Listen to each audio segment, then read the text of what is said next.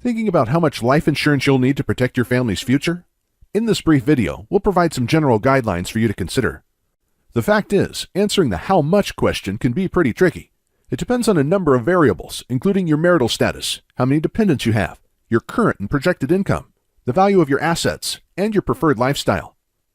So how do you determine if you need $100,000, $250,000, $500,000, or more in life insurance coverage?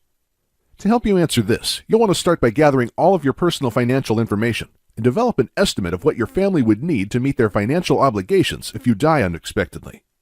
In the insurance industry, we've cleverly come up with a catchy acronym that can help you get your mind around the various factors you need to consider when determining how much life insurance you need. The acronym is DIME.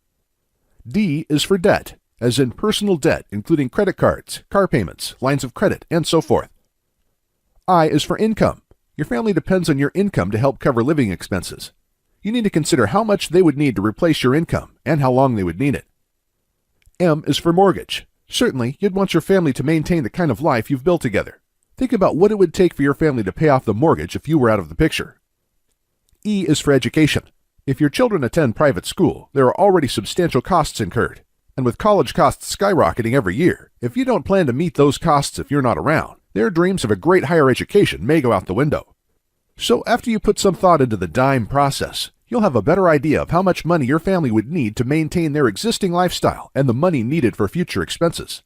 Next, you'd want to compare that number to whatever resources would be available if you're not around. This includes things like your spouse's income, any savings you may have, and any life insurance you may already own. The difference between your family's needs and the resources in place to meet those needs is what you should put in place as additional life insurance.